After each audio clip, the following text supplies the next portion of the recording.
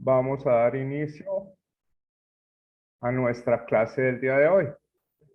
Ya iniciamos la recta final para ese grupo, aunque en este momento hay dos personas, una de ellas está allí. Hay tres personas, de pronto dos o tres personas que van a estar aquí, que inician extemporáneamente, pero igual son personas que yo voy a dedicarles el resto del diplomado, voy a poner al día con las clases.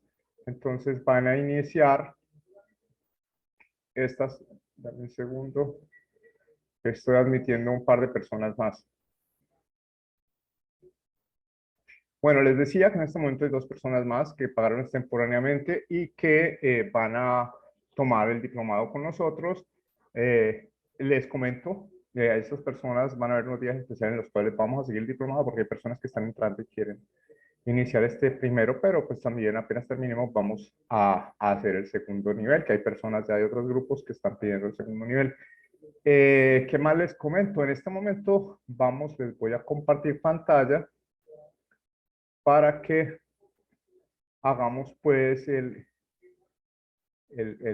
recuento general de lo que llevamos hasta el momento. Denme un segundo, ya se está instalando compartir la pantalla.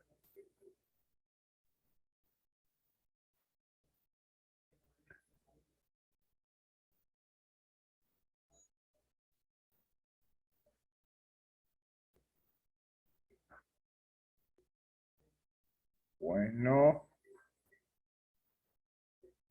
vamos.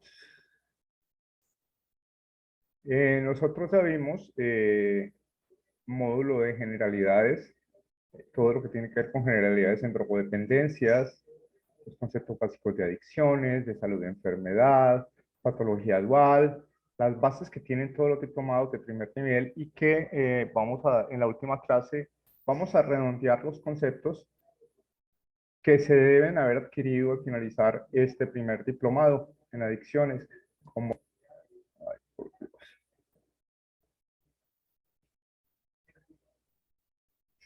con estas lluvias y con todo esto, la energía y las redes han estado fluctuando mucho.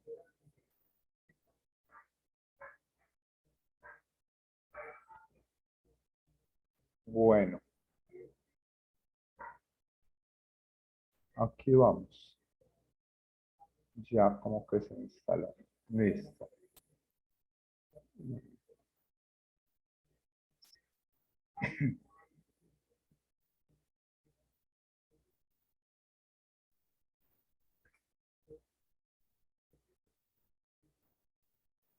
Bueno, tenemos entonces nuestra parrilla de el diplomado. Yo ya tengo abierta la plataforma virtual educativa en la cual reposan las unidades y contenidos de este nuestro primer diplomado. Denme un segundo.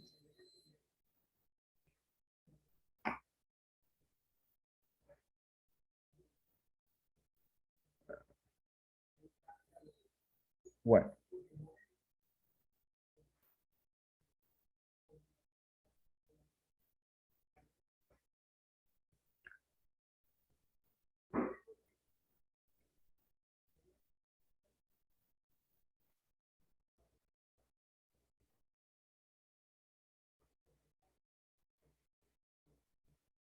en este momento vamos a iniciar entonces con la última unidad.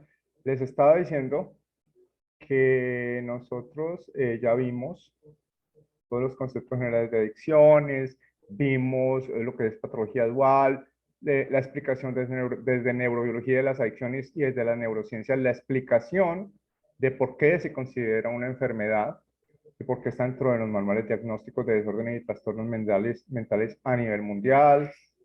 También vimos patología dual, los conceptos fundamentales en drogodependencias, que es la primera unidad. También vimos todo lo que está en todos los diplomados de este nivel, en el cual se habla de los modelos, enfoques de abordaje e intervención en adicciones, los enfoques más conocidos, donde siempre se centraliza, se puntualiza más el modelo de comunidad terapéutica, pero nombramos los otros enfoques que hay. Por ejemplo, la comunidad teoterapéutica, el modelo teoterapéutico, el modelo clínico hospitalario, modelo Matrix, modelo Minnesota, en fin, la metodología de la comunidad terapéutica, técnicas de abordaje, enfoques de tratamiento. También pasamos ya por la tercera unidad, donde hacemos pues un recorrido, la explicación que les comentaba, que lo ideal es, a pesar, y la explicación de por qué, a pesar de que no tienen gran diferencia a nivel funcional, las adicciones no químicas, o sea, las sin drogas, las conductuales, comportamentales, pues hicimos una parte para explicar algunas cosas y mencionar algunos de los trastornos adictivos comportamentales, conductuales más conocidos. Les regalé por ahí un manual de intervención, se trabaja mucho sobre la ludopatía y la adicción a nuevas tecnologías y redes digitales. También pasamos los lineamientos de prevención para las personas que trabajan con prevención, charlas de prevención, en fin, que estén interesados, entonces los lineamientos, las reglas, los lineamientos de la planificación y principios, sobre todo de la prevención, para cuando hagamos charlas y programas de prevención, puntualizando en los nuevos lineamientos que hay para hacer prevención. Entonces iniciamos con la persona del consejero, del terapeuta, del operador terapéutico en adicciones. Aquí vamos a ver qué es ser un consejero, qué es ser un terapeuta cualificado, lo que les explicaba. Muchas veces en los diplomados no se tiene en cuenta, sino dar muchos conceptos y mucha teoría, o sea, calificar a una persona. Y calificar a una persona es simplemente darle un diploma. Eso es ser calificado, tener algo con que sustentar que se tiene una teoría, que se adquirió unos conceptos teóricos. Pero otra cosa diferente es yo estar cualificado, tener las cualidades para ser un buen terapeuta. Entonces vamos a revisar cuáles son las reglas del terapeuta, cuáles son las habilidades terapéuticas y un manual del terapeuta.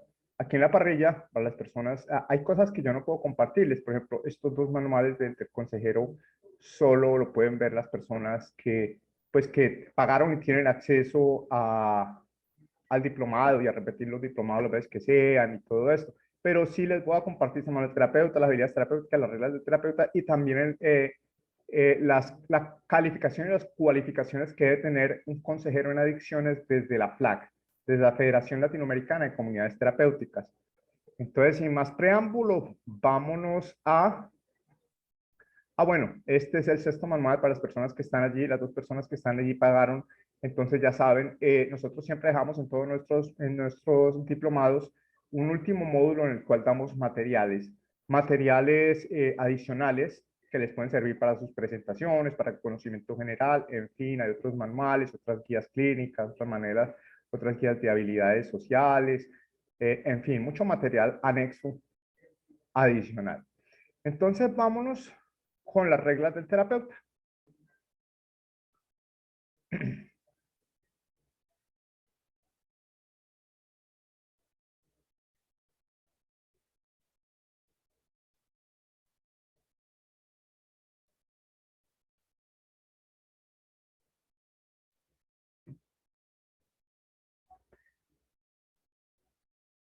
Entonces, este es un material que se los voy a compartir ahora por el grupo de WhatsApp y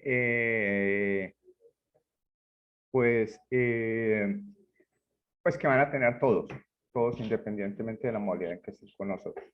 Listo. Entonces se habla, bueno, esto es una introducción, la fundamentación del trabajo que es. Entonces, vámonos con los roles del operador. El operador, el terapeuta, lleva adelante y es el referente directo de los residentes en los procesos terapéuticos. ¿Esto qué quiere decir? Cuando decimos que lleva adelante y es el referente directo. En nuestras instituciones, centros de atención en drogodependencia, centros de rehabilitación, comunidades terapéuticas, en fin, las instituciones que trabajan con adicciones y que trabajan con operadores, terapeutas, consejeros, yo siempre he dicho que la persona más relevante, la persona más importante dentro del proceso institucional del tratamiento es el operador. Una institución puede tener un psicólogo o una psicóloga recién salida de la universidad, muchas la contratan por facilidades económicas, muchas instituciones, que de pronto no tengan experiencia en adicciones, que de pronto estén haciendo prácticas, en fin. Puede tener una terapeuta ocupacional, un trabajador social, sin mucha experiencia, pueden ser hasta personas que de pronto no estén muy capacitadas, y un programa puede salir adelante, ¿cierto? Eso se resuelve. Pero si en nuestra comunidad terapéutica, en nuestras instituciones tenemos un mal operador, un mal consejero, un mal terapeuta, el programa se acaba. Un consejero, un terapeuta, si es malo, se puede tirar a los residentes, se puede tirar el programa, puede hacer las cosas. El guerrero, el que está en el terreno prácticamente todo el día con los pacientes, es el operador. Entonces, por eso la relevancia, la importancia, la preponderancia de que esta persona sea idónea para el cargo. No solamente que tenga la calificación, que tenga el diploma, pues eso se logra pagando un diplomado y asistiendo o lo que sea, y le dan su cartón. Entonces, los psicólogos, asistentes sociales y otras personas hacen actividades grupales de evaluación, encuentros individuales. Pero el empoderamiento del operador y del paciente en la organización de actividades, como la responsabilidad primero de la comunicación de cambios situacionales de los pacientes, se basa en un concepto de organización donde la verticalidad favorece la eficacia del proceso terapéutico. El operador, el terapeuta, más allá de ser el encargado de hacer que los lineamientos, parámetros, normas y disciplinas de la institución se cumpla, debe tener ciertas características idóneas. Dice acá que la espera se instrumenta a través de dispositivos grupales, de pacientes y equipo, espacios de escucha, no estando un particular del equipo a decir sobre los privilegios. Bueno, acá hay una serie de, yo no les voy a leer eso porque se los voy a dejar. Las reglas del operador. Entonces vámonos de una vez para allá. Independientemente de los lineamientos, reglas, de los instrumentos que tenga, de los lineamientos que tenga una institución, sea o no de comunidad terapéutica, hay ciertos lineamientos con los terapeutas ideales. Entonces, la regla 1 de un terapeuta sería entender y promover la ayuda y la autoayuda y la ayuda mutua. ¿Ok? En el contrato de tratamiento implica que los sujetos se agreguen a través de una idónea de ser humano y de responsabilidad. Se busca el cuidado mutuo de la comunicación y la cercanía, las ayudas entre los residentes. Esto es un tipo de herramienta terapéutica fundamental en el proceso de los pacientes.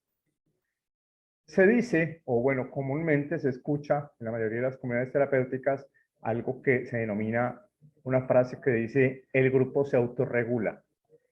El grupo se autorregula es que no solamente el equipo terapéutico, sino también promover que el grupo ayude a facilitar, a descubrir, a señalar, es la frase terapéutica en comunidad, las fallas que está cometiendo otras personas, para así poder que el grupo se autoayude, se autorregule, de salidas, de posibilidades para mejorar.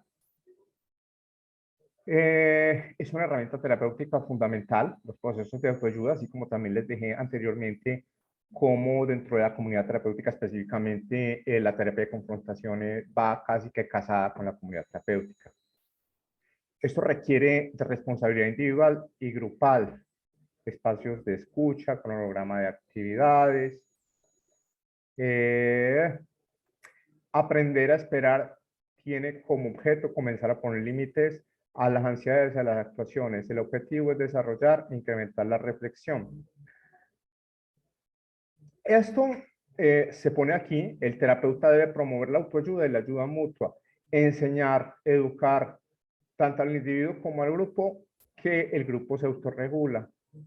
No solamente es cumplir normas, eso ayuda a la parte conductual, pero hay otras cosas que quedan flotando si no se tiene en cuenta. Entender, la regla número 2 es entender y practicar el modelaje del rol positivo. Esto sí que es una cosa que muchas veces en la práctica, en mi experiencia de 2 años trabajando con esto, en instituciones ya como tal, me he dado cuenta pues que hay unos terapeutas que son absurdos en su proceder.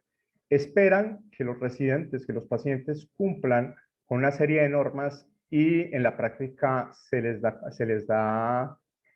muestra, el modelaje es ser el modelo. Y por ejemplo les dicen, no pueden fumar en estas zonas. Hay instituciones que dejan fumar, con el perdón de algunas personas si están en instituciones que no lo permiten. Hay instituciones que permiten fumar y controlan el cigarrillo. Entonces, les dicen, no puedo fumar en estas zonas, pero usted se encuentra al terapeuta fumando en la oficina, fumando en áreas donde no se permite. Por ejemplo, hacen y dicen cosas que los residentes no debieran de ser. El terapeuta debe ser un modelo, al menos en la vida profesional, en su quehacer institucional, ¿ok? No pueden caer en el absurdo de decir, haga esto cuando yo no lo hago. Eso es lo que quiere decir esto, ¿ok? Entonces, el sistema de modelado es importante también para el terapeuta. El terapeuta debe ser un modelo a seguir. Regla número 3. Entendimiento del aprendizaje social versus el aprendizaje didáctico. El aprendizaje social se logra a través de la interacción. Se presenta una reubicación psíquica, psicológica de los otros internalizados, lo que yo adquiero en el aquí y en la ahora, que reproduce diferencias significativas en el allí y en el entonces. Opera una repetición y diferenciación de escenas infantiles para su situación.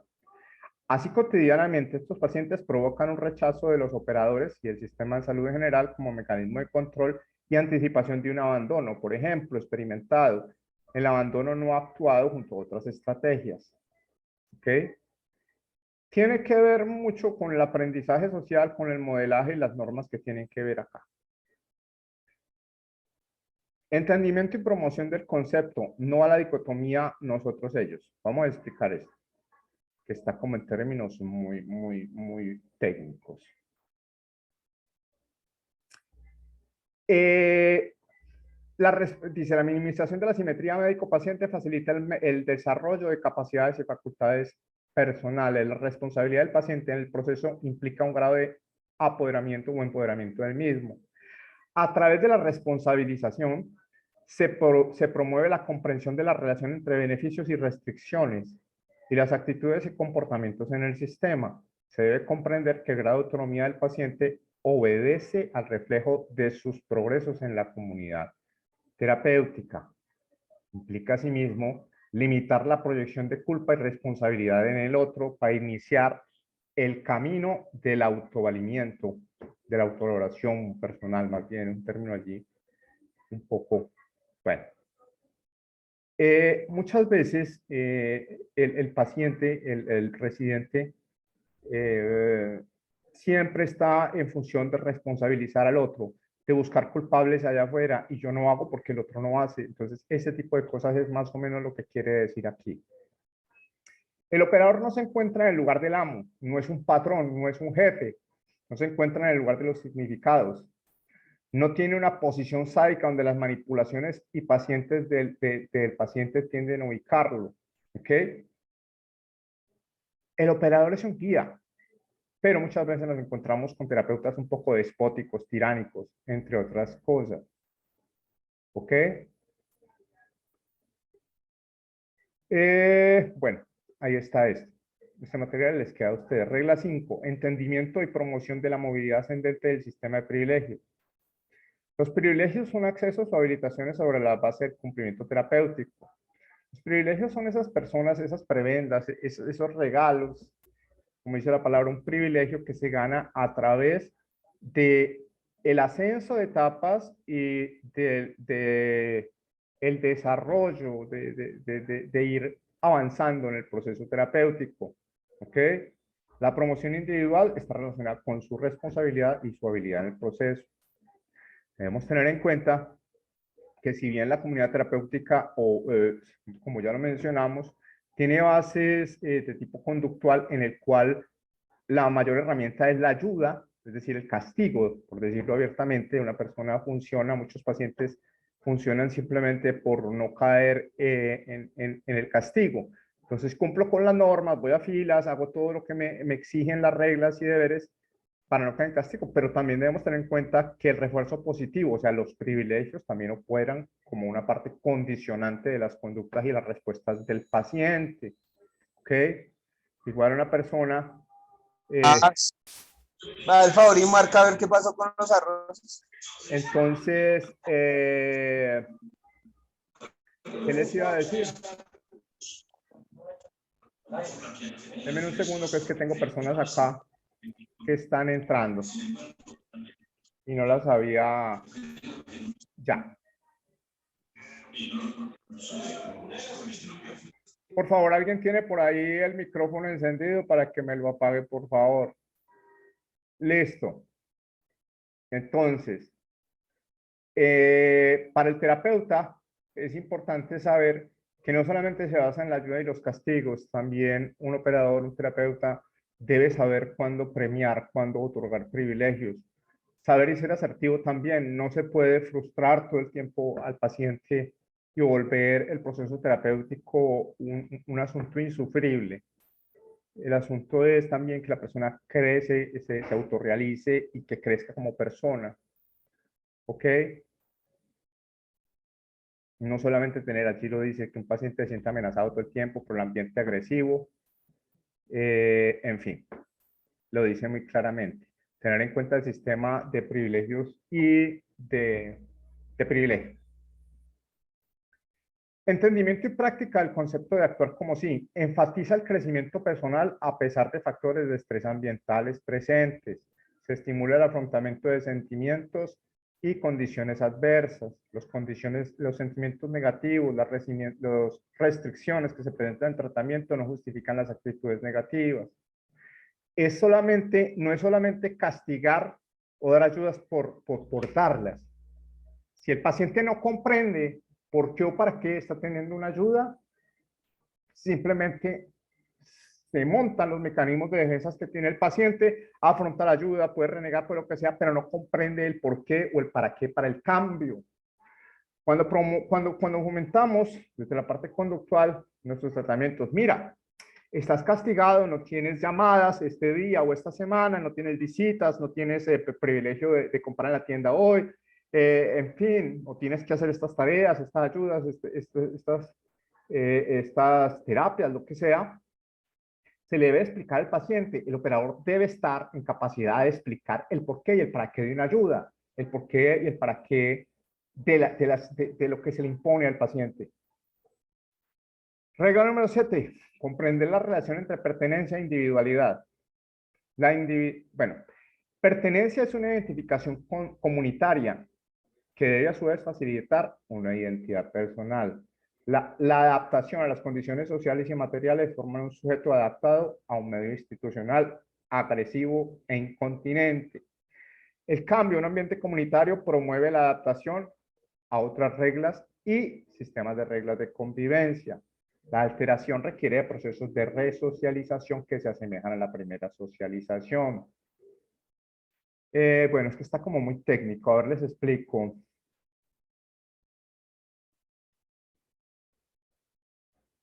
Comprender la relación entre pertenencia y individualidad. Saber que una persona puede adaptarse, tener sentido de pertenencia es, por ejemplo, un paciente que cumple con las normas y deberes, digamos que es un paciente ejemplar de alguna cosa desde ahí, pero también entender que una persona tiene una individualidad y que en ciertos aspectos hay que respetar su individualidad. Relación individualidad. Comprendiendo la regla número 8 nos habla de comprender la necesidad de un sistema de creencias dentro de la comunidad terapéutica. La comunidad terapéutica tiene una ideología que se aplica como encuadre y argumento del proceso. La ideología comunitaria se diferencia de otros sistemas de ideas igualmente legítimos. Refleja una miniatura del sistema de creencias, valores y costumbres de la sociedad en la que se inserta.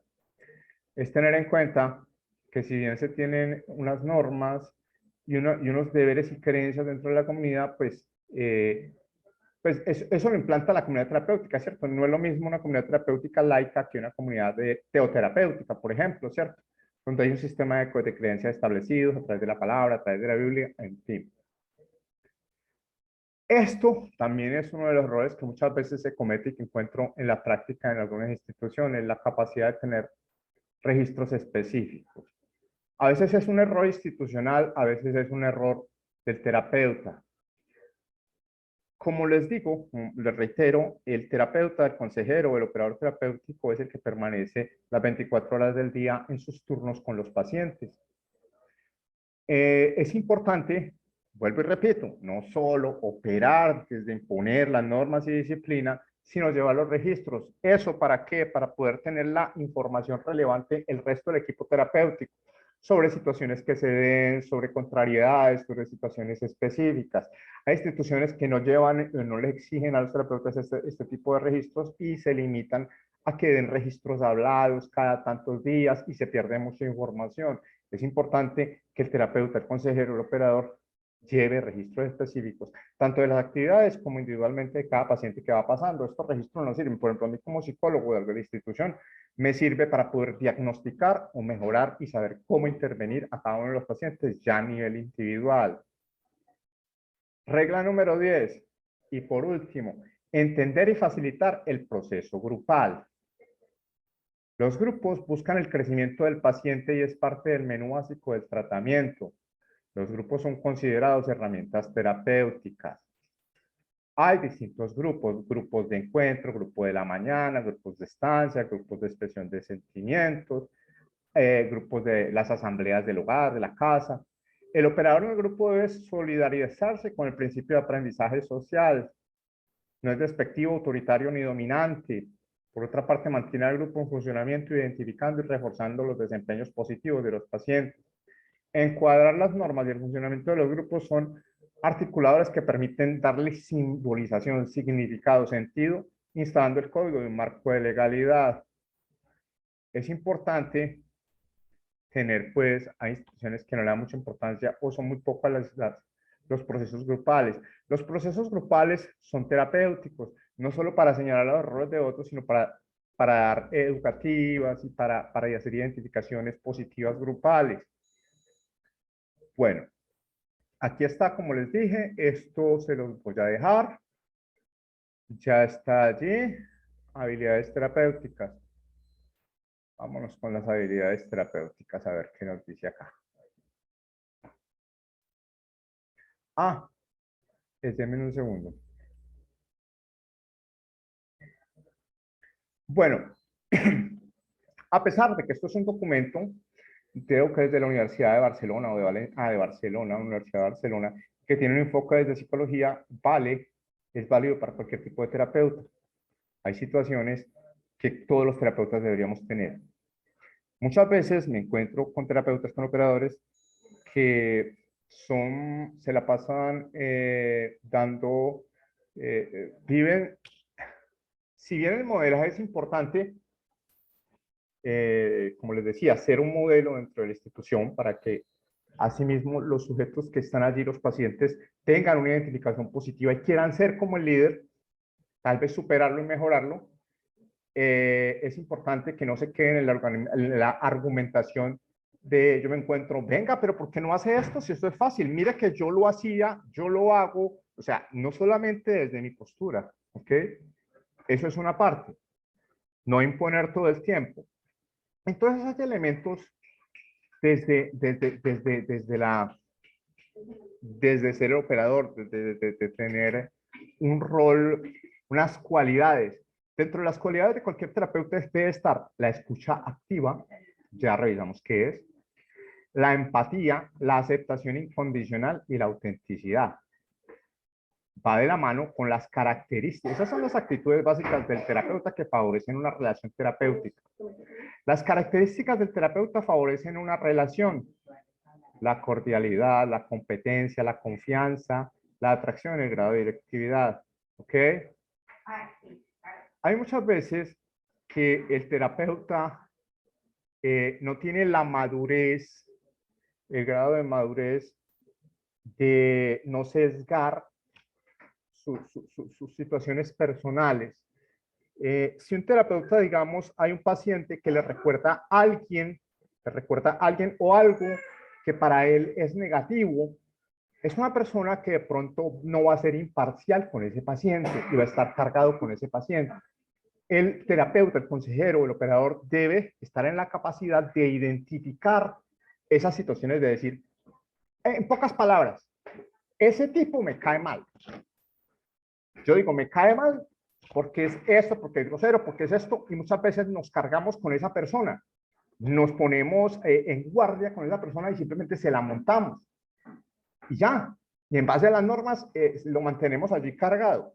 Eso es una de las cosas que no se deben hacer. Por ejemplo, el terapeuta, el consejero, el operador debe tener la posibilidad, debe tener la capacidad de autorregularse, de autoevaluarse y decir, bueno, teniendo en cuenta una cosa, generalmente y en psicología, cuando nosotros nos desagrada algo de alguien, generalmente, casi que por norma general, es algo con lo que nos estamos identificando. Algo que no me gusta en el otro es algo que generalmente tengo yo. Entonces eso es parte de lo que debe tener el terapeuta para no sesgar la información, para poder ser imparcial. ¿Ok? Bueno, vamos a leerlo, porque ya nos quedan 7 minutos de la clase. ¿Por qué nos quedan 7 minutos de la clase? Porque pues estas clases las estamos grabando y es el tiempo que nos da el Zoom. Otras habilidades para potenciar la relación terapéutica. Dentro están las habilidades de comunicación, las habilidades de escucha, la clarificación, la parafrasear, el reflejo y la síntesis, las competencias de acción, las preguntas, la confrontación, la interpretación, la información y pues las habilidades del entrevistador, que nos podemos ir para allá cuando tengamos a esto. Está la adaptación de la intervención a las características del cliente, del paciente, en fin. Entonces aquí hay una serie de situaciones. Vamos a ver qué alcanzamos a revisar. Características personales generales del terapeuta, del consejero. Tener un sincero interés por las personas y su bienestar. Los que trabajamos en salud mental y adicciones, si trabajamos simplemente por tener un trabajo, por tener una entrada económica, pues pienso que no es mucho lo que vayamos a lograr. Hacemos lo que debemos, más bien lo que tenemos que hacer y punto final. Eso aplica para muchas otras profesiones. Y se supone que los que estamos, se supone desde el deseo que los que trabajamos con pacientes de salud mental y adicciones tenemos algún interés por las personas. Entonces, también, por consiguiente, estamos interesados en su bienestar, en su crecimiento, en su mejor desempeño. Esto implica no solamente tratar de obtener beneficios personales y no anteponer las propias satisfacciones a las necesidades del cliente.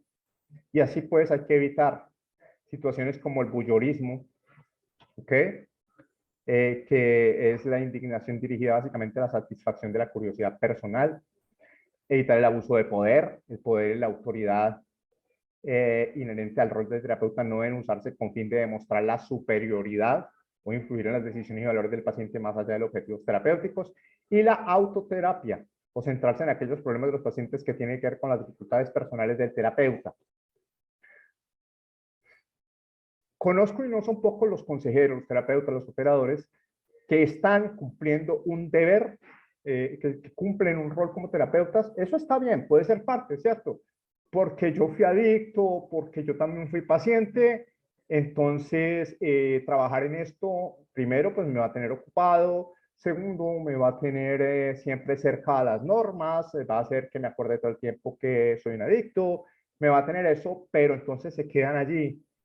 Entonces se vuelven muchas veces, vuelven a emular, vuelven a repetir lo que recibieron de sus terapeutas. Y pues si eso pasa, pues va a ser toda una generación de, yo soy como era mi terapeuta, el terapeuta era como era el terapeuta.